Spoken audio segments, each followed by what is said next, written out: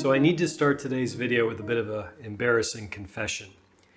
The other day I was Googling my own name because curiosity got the best of me, and obviously I want to see what other people are thinking and saying about me. And it was interesting to note that one of the first search results for my name in Google was the phrase Zachary Stockill wife. So this says to me that obviously some of you are interested in whether or not I have a wife, and maybe more generally my thoughts on marriage. So in today's video, that's exactly what I intend to provide. My name is Zachary Stockill, and since 2013, I've been working with men and women from all over the world, helping them overcome retroactive jealousy and save their relationships. If you'd like more information about my work, or you'd like to work with me one-on-one, please visit my website at retroactivejealousy.com. So my thoughts on marriage.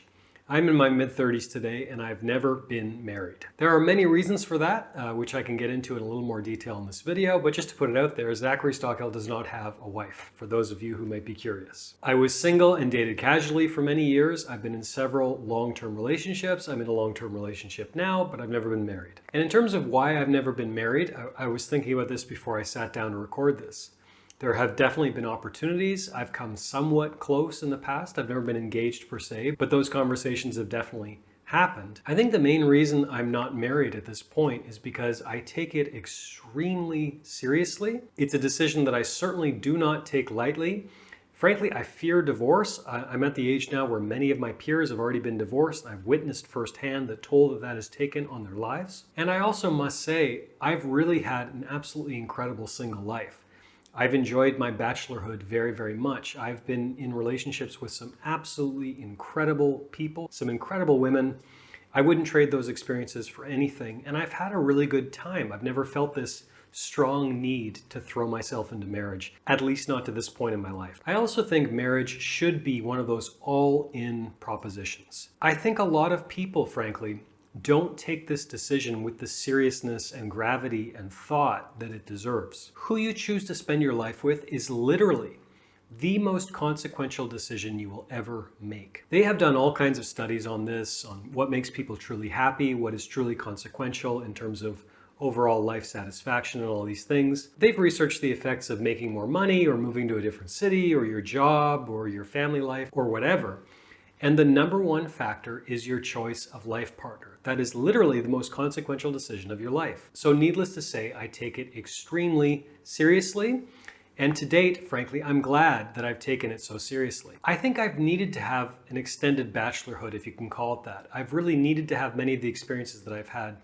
I've needed to find out who I am as a man, what I want from a potential life partner. I've needed to, learn all the essential relationship skills, or at least many of the essential relationship skills that I believe will serve me well in marriage. And I also want to marry someone who takes the decision as seriously as I do, because frankly, I think a lot of people don't, as I said a moment ago.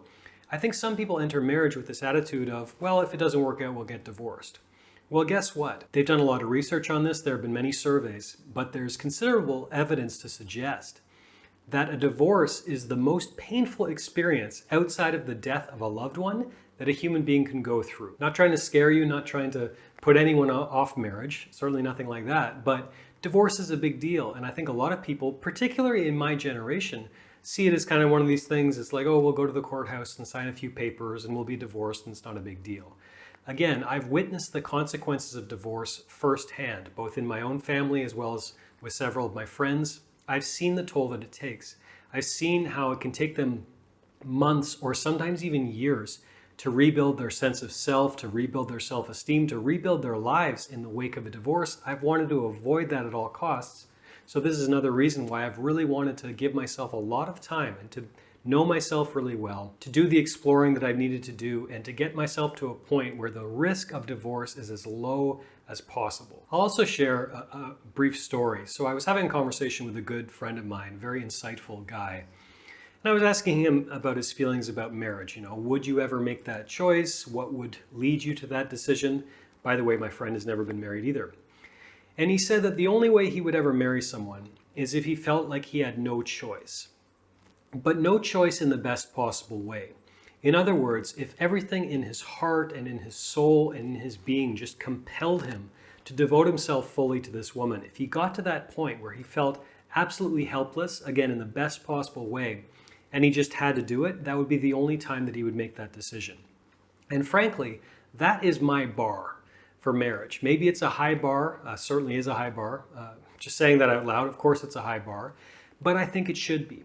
Because again, marriage is the most consequential decision I know I will ever make in my life. I need to take it seriously. And I like that bar because it weeds out a lot of people, frankly. And I think it makes my future likelihood of having a lengthy and successful marriage much higher when I set a high bar like that for my own, decision-making process when it comes to marriage.